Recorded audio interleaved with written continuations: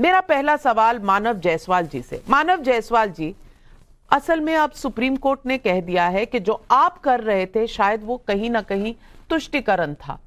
स्वतंत्रता अभिव्यक्ति की सबको होनी चाहिए, और ये अमिताभ बच्चन ने आप ही के प्लेटफॉर्म से दिसंबर में कहा था। आज इस बैन के लिए सुप्रीम कोर्ट को मध्यस्थता करनी पड़ी, आपको ऑर्डर देना पड़ा। क्या इससे बड़ा कोई प्रमाण हो सकता है कि कहीं ना कहीं वोट बैंक की राजनीति हावी थी इस बात पर कि हम आतंकवादियों से इस देश की बच्चियों को बचाना चाहते थे? आपने अभी बोला कि भाई तुष्टीकरण का हवाला दिया सुप्रीम कोर्ट में, ऐसा तो कुछ नहीं हुआ। और आज ये पिक्चर की जो बात कर रहे हैं केरला फाइल्स, पता है ये क्यों चल पा रही है? क्योंकि हमारा देश सेक्युलर है और इस सेक्युलरिज्म की पराकाष्ठा है कि भाई आप विरोध करिए और सही न्यायपालिका उसका निर्णय करेगा। और हमारा विरोध जो था वो तुष्टीकरण ध्रुवीकरण की नहीं है, हमारी राजनीति वोट बैंक पॉलिटिक्स की नहीं है, हमारी राजनीति सेवा की है, समन्वय बनाने की है, लोगों में एक दूसरे के प्रति सम्मान भाव रहे इसकी है। और जहां ये पिक्चर आती है, फिल्म आती है और जो प्रोपेगेंडा किया जाता है, ये मोदी जी थे ना कर्नाटक में जाके बोलते हैं 32,000 महिलाएं का आइसिसकरण हो गया, लव जिहाद की लोग बात करते हैं। अरे कान में रुई डाल के और आंख में पट्टी डाल के जिजरास बने बैठे हैं क्या ये कि 32,000 महिलाएं बेटियां यहां से गायब हो गई और ये चुप थे? ये हमारे जो गृह मंत्री है बोलते कि हम उल्टा लटका देंगे, और आईएसआई को निमंत्रण देते थे पठानकोट में, और तब भी ये नहीं बोलते कि भाई हमारी बेटियां गायब हो गई। आज हमारी एक बेटी अफगानिस्तान में, उसको लाने के लिए कुछ चिंतन किए?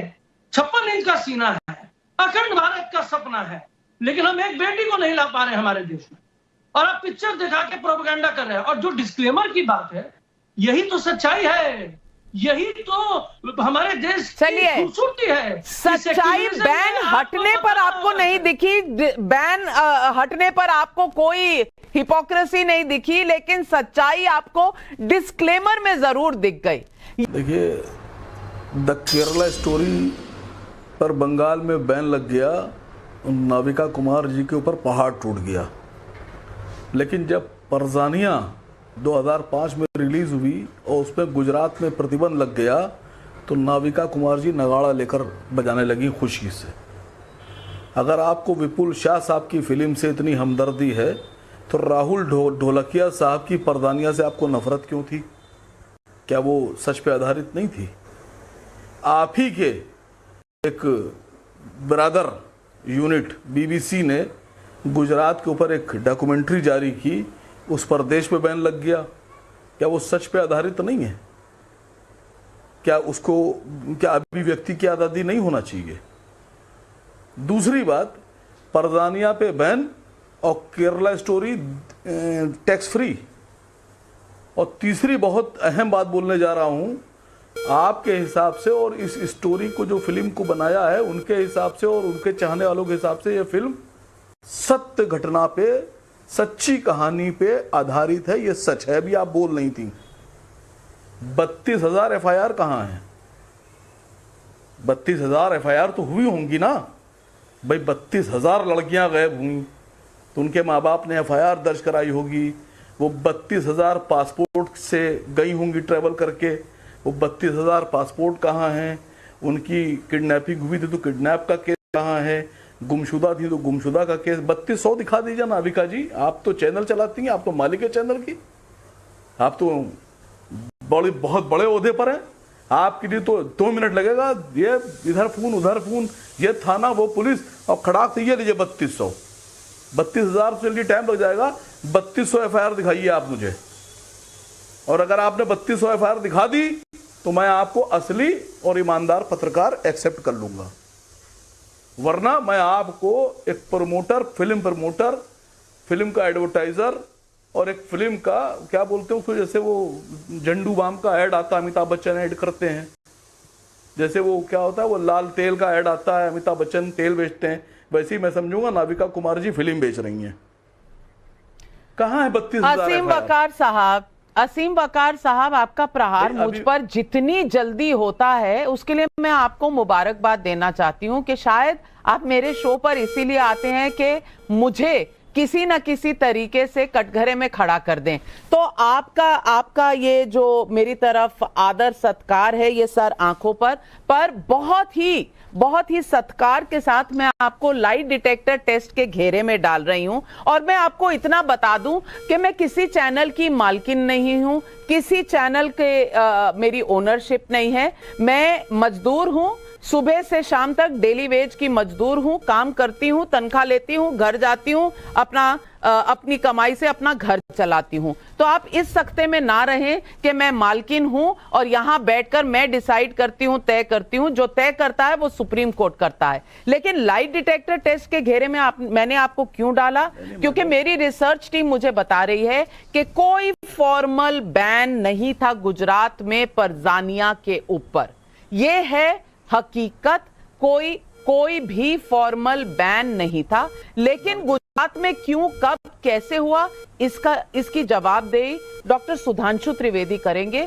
पर अभी असीम वकार साहब की ओजस्वी वाणी सुन के मुझे लगा कि भैया जी भावनाओं में बह के कुछ ज्यादा बोल गए।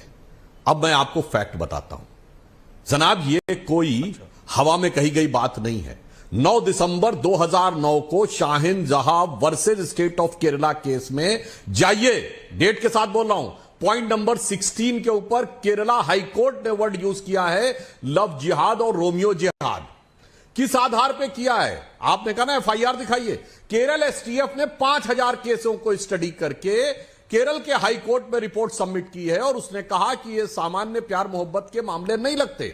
उसने अपनी रिपोर्ट में कहा कि 1995 में Simi, student for Islamic movement of India, जो अब प्रतिबंधित है और आप जैसे सेकुलरिज्म के सरताजों ने उसे सांस्कृतिक संगठन कहा था, उसने एक रणनीति बनाई थी कि मिडिल क्लास और अपर मिडिल क्लास की हिंदू और क्रिश्चियन लड़कियों को टारगेट बनाया जाए। इसलिए केरल के फ्लोर ऑफ द हाउस पे केरल के मुख्यमंत्री वीएस अच्युतानंदन, जो कम्युनिस्ट पार्टी के थे, उन्होंने यह कहा था कि इस ढंग की घटनाएं हो रही हैं। लव जिहाद वर्ड कहा था और कहा था 20 साल में केरल मुस्लिम स्टेट बन जाएगा। जनाब, अगर कोई मुख्यमंत्री यह कहे कि 20 साल में हो जाएगा तो 32,000 तो बहुत छोटा आंकड़ा है ना। वो बहुत कुछ हुआ होगा, उसके बाद मुख्यमंत्री के मुंह से निकला होगा। फिर कांग्रेस के मुख्यमंत्री ओमन चांडी ने यह बोला है। इसलिए मुझे लगता है कि शायद आपने केरल के उस मामले के बारे में जानकारी नहीं ली और इसलिए आप ऐसा बोलने लगे। और अब मैं दूसरी बात कह देता हूं जो आपने कहा। चलिए, परजानिया थी, ये बनी है कश्मीर फाइल्स और केरला फाइल्स। कितना बिजनेस किया परजानिया ने? अंततः फिल्म दर्शक तय करते हैं किसको हीरो बनाना है, किसको हीरो नहीं बनाना है। अगर शाहरुख खान, सलमान खान बन गए, अमिताभ बच्चन बड़े बन गए तो दर्शकों ने तय किया।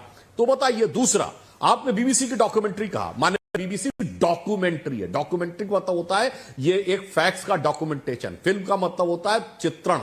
फैक्ट्स के रूप में तो जो कुछ बीबीसी डॉक्यूमेंट्री ने कहा सब गलत सिद्ध हो चुका है। गुजरात एसटीएफ से लेके, गुजरात हाई कोर्ट से लेके, सुप्रीम कोर्ट की एसटीएफ की इंक्वायरी से लेके सर्वोच्च न्यायालय तक जो जो बातें डॉक्यूमेंट्री ने कहा वो सब झूठ साबित हो चुकी हैं। इसलिए अगर कोई डॉक्यूमेंट्री के नाम पे बनाता है तो वो भारत की लोकतांत्रिक व्यवस्था, भारत की संवैधानिक व्यवस्था, भारत की न्यायिक व्यवस्था का मजाक उड़ाता है। इसलिए वो बैन होने लायक था। इसमें जो कहा गया है तो ठीक उल्टा है। भारत की संवैधानिक व्यवस्था के रूप में चीफ मिनिस्टर ने बोला है, भारत की न्यायिक व्यवस्था के रूप में हाई कोर्ट में बोला है। अब आप बताइए, उसके बाद आपको यह लगता है कि यह गलत है, तो आपके साथ तो मुझे बड़ा आश्चर्य लग रहा है। भाई, आपको तो कहना चाहिए कि भाई ये बात बिल्कुल गलत है, बिल्कुल आईएसआईएस वालों की साथ के हम खिलाफत करते हैं। मगर आप लोग तो वो लोग हैं ना कि जब कश्मीर में आईएसआईएस का झंडा फहराया जाता था, सबके मुंह पे दही जमे रहे। बताइए कितने, क्या मुस्लिम पर्सनल लॉ बोर्ड ने उसका कभी अगेंस्ट में दिया, फतवा जारी किया हो? बताइए, कभी नहीं किया। आपकी पार्टी क्या, बरूद्दीन ओवैसी ने क्या क्या बोला, मगर वो कोर्ट से बरी हो गए क्योंकि तेलंगाना में संयम है, कोतवाल अब डर का है। सरकार ने बेहतरीन पैरवी की। आपके नेता आदि जनाब बरूद्दीन ओवैसी ने क्या बोला कि जब मोदी पहाड़ पे चले जाएंगे, योगी मठ में चले जाएंगे, तब तुम्हें बचाने कौन आएगा? नहीं नहीं, ये सब तो सेकुलरिज्म का सुंदर संगीत है। और केरल हाई कोर्ट से लेकर केरल के मुख्यमंत्री ने जो कुछ बोला है वो फसाना है। जनाब, हकीकत और फसाने का अंतर समझिए और उसके बाद अपना तराना सुनाइए। जवाब सुन लीजिए।